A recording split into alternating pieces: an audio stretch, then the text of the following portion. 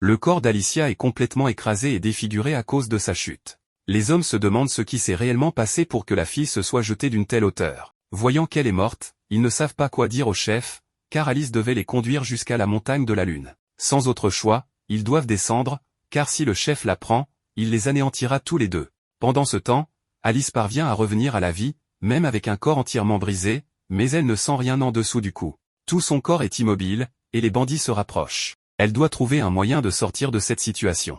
Alors qu'elle s'y attend le moins, son sang commence à remonter, et Clem apparaît, l'insultant pour avoir perdu autant de sang. Alice lui demande pourquoi Clem est si petit. Le garçon explique que son pouvoir dépend de la quantité de sang magique de la personne. La quantité de sang qu'Alice a dans son corps est ce qui la maintient en vie. Si elle perd tout, elle mourra réellement, et il n'y aura pas grand-chose à faire. Tant qu'Alice aura une utilité, il la ramènera dans son corps autant que possible. En faisant cela, les parties du corps qui n'ont pas été totalement détruites seront restaurées. Alice ne comprend pas pourquoi elle n'a pas encore été restaurée ou si elle n'a plus d'utilité. Clem aimerait lui poser une question avant tout pour l'aider, car ils n'ont pas encore eu beaucoup de temps pour discuter. Pendant qu'il s'éloignait, Clem a trouvé la personne parfaite pour nourrir Luna. Elle s'appelle Nell et elle est avec les bandits. D'après la perspective magique de Clem, Nell n'a jamais été bien traitée par ces gens. Clem pensait qu'elle accepterait son offre de les rejoindre pour élever Luna et partir d'ici. Il ne comprend pas pourquoi Nell a refusé sans même y réfléchir. Alice dit que c'est probablement à cause de l'apparence de Clem. Les bandits ne laissent personne quitter cet endroit. Ils la poursuivraient sans réfléchir à deux fois, et peu importe où Nell irait, ils la tueraient. Ainsi, peut-être que Nell pense qu'elle ne pourrait pas s'échapper vivante, préférant rester là où elle sait qu'elle survivra et pourra aider les enfants qui arrivent et ont besoin de son aide. Clem comprend, mais il ne sait toujours pas comment la convaincre de partir avec eux. Alice dit qu'ils doivent éliminer tous les bandits pour que Nell se sente en sécurité pour partir. Ainsi, personne ne les poursuivra. Avec le pouvoir de Clem, il pourrait vaincre tout le monde avec une extrême facilité, mais il décide de ne pas le faire. Il ne peut pas laisser quiconque découvrir qu'il s'est éloigné de la montagne de la Lune, car il ne veut pas qu'on attaque l'endroit en son absence. Clem a ses propres raisons de voyager, principalement à cause de Luna. C'est pourquoi il veut qu'Alice élimine les bandits. Il veut qu'elle anéantisse tous ceux qui se font appeler les corbeaux, car elle faisait partie du groupe des 13 héros. Tuer ces bandits serait une tâche facile pour elle. Alice lui demande d'attendre un peu. Ce n'est pas facile d'éliminer autant de personnes sans rien en main.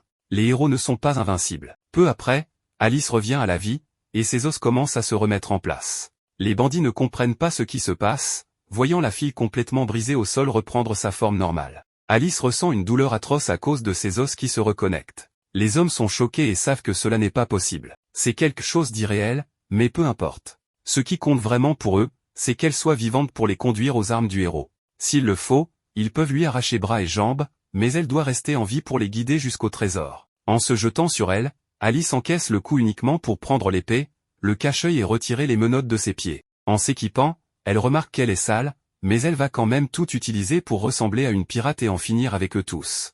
Alice décide de faire ce que Clem veut, éliminer tous les bandits. Le garçon doit trouver Nell au plus vite pour la convaincre de partir avec eux. La scène change pour montrer la fille, qui explique qu'elle a été retardée parce qu'elle nourrissait le bébé. Inquiète pour son amie, elle aimerait qu'elle fasse plus attention. Maintenant, elles doivent nettoyer tout l'endroit avant l'arrivée des bandits. Nell commence à nettoyer. Carmen ne comprend pas pourquoi elle est de si bonne humeur. Nell veut en savoir plus sur le monde, car elle est avec les corbeaux depuis sa naissance et ne connaît rien de la vie à l'extérieur. Carmen ne sait pas exactement à quoi ressemble le monde dehors, tout comme elle et les autres personnes de cet endroit, qui ont soit perdu leur foyer, soit commis des crimes graves. Elle n'a pas de bons souvenirs du monde extérieur, donc elle ne peut pas expliquer à Nell. Elle aimerait savoir pourquoi Nell veut tant en savoir sur le monde extérieur. Elle imagine qu'elle pense à s'enfuir, mais en réalité, Nell n'y pense même pas, car elle croit qu'il est impossible de s'échapper. Malgré tout, elle est curieuse de savoir à quoi ressemble le monde dehors. L'un des esclaves l'a invitée à s'enfuir, mais à ce moment-là, le chef des corbeaux entend tout.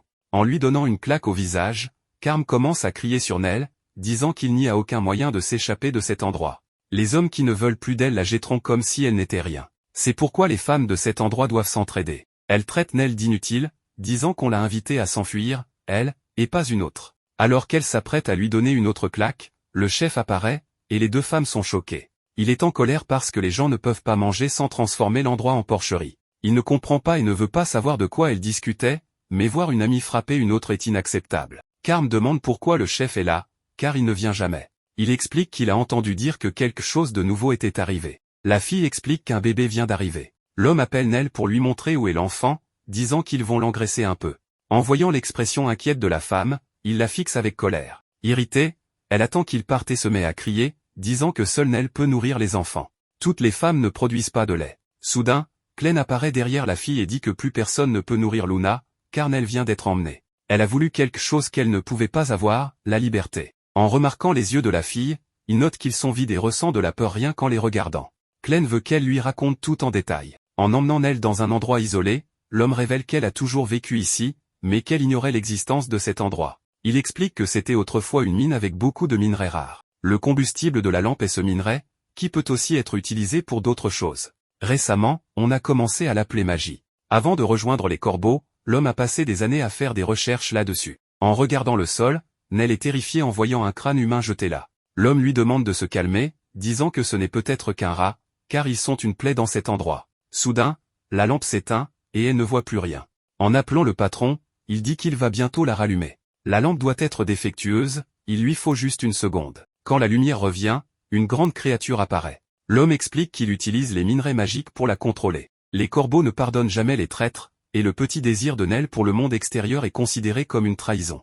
Elle sera donc exécutée et servira de dîner à Betty. En essayant de s'enfuir de la mine, Nell pense que si elle avait pris la main de Clem, cela ne serait pas arrivé. Alors qu'elle est sur le point d'être engloutie, Clem apparaît devant elle. Elle est triste de ne plus pouvoir nourrir Luna et est engloutie peu après. Clem demande à Luna de ne pas pleurer. Manger et être mangé fait partie des lois de la nature. Le chef demande qui est Clem, mais le garçon veut juste savoir ce qu'est cette aberration devant lui. C'est le troll de l'Ouest, et il ne comprend pas comment cette bête magique peut être aux mains d'un simple humain.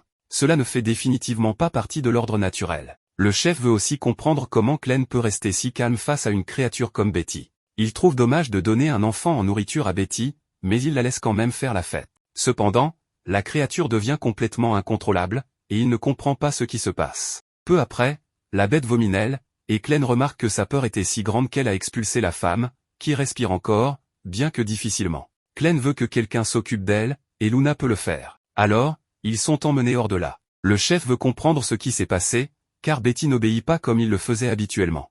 En se retournant, le chef demande où est le bébé. Il questionne aussi si Clem est un utilisateur de magie. Le garçon n'a aucune idée de ce qu'est la magie, et le chef pense qu'il se fait passer pour un idiot.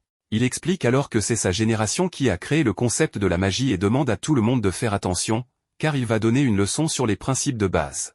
Il sort une poudre de sa chemise. À l'intérieur, il y a des larves qui peuvent contrôler l'hôte. Cela a pris beaucoup de temps à perfectionner, et pour l'instant, il ne peut contrôler qu'une troll femelle. Mais un jour, il prévoit de pouvoir contrôler toutes les créatures du monde. Il ordonne alors à Betty d'attaquer. Clem est touché par un coup et projeté au loin. Il veut savoir pourquoi Alice ne lui a jamais parlé de la magie, car dans cette forme, il ressent tous les impacts. Pendant ce temps, Alice continue de combattre les bandits, et tous la traitent de monstre. Nous sommes ramenés à un moment du passé, où elle s'entraînait toujours avec son père, qui lui enseignait tout sur le maniement de l'épée. En lui demandant comment elle pouvait devenir plus forte, son père expliquait qu'elle ne devait jamais hésiter. Elle ne devait jamais cesser de frapper l'ennemi. Quand la rigidité du corps disparaîtrait, elle deviendrait encore plus forte. Le plus important était de faire confiance à la force de l'épée. Peu après, nous revenons au présent de l'anime, avec Alice vainquant tout le monde avec facilité. L'un des hommes sait qu'il n'a aucune chance de la battre en technique, alors il tente de l'emporter par la force. En frappant l'épée de la fille, il parvient à la briser et à la jeter au loin. Malgré cela, rien ne lui arrive. Alice se relève, et les hommes veulent savoir de quoi ses os sont faits. La fille réalise qu'elle a besoin d'une meilleure épée et se met à courir pour récupérer l'épée légendaire qui se trouve dans le puits. En voyant qu'elle court vers le puits, l'un des hommes pense qu'elle tente de se jeter dans le puits, mais pense que les bêtes démoniaques à l'intérieur du puits vont la bouffer, car en 300 ans personne n'est ressorti vivant du puits. Elle monte en haut tandis que les bandits continuent de la poursuivre. Elle détruit une partie de l'échafaudage pour dissuader les bandits de la poursuivre, mais ils continuent quand même à la suivre. Alice coupe ensuite la corde qui maintient l'échafaudage en place, la faisant s'écrouler au fond de l'eau. Bientôt, tous sont entraînés au fond de l'eau, et les bêtes commencent à dévorer les bandits. En cherchant où est la femme, on découvre qu'elle est cachée dans le tonneau de pommes. Elle a un avantage que l'ancien héros n'avait pas, elle ne peut pas se noyer. Maintenant, elle part à la recherche de l'épée légendaire. Malgré tout, au fond de l'eau, une autre bête l'attend.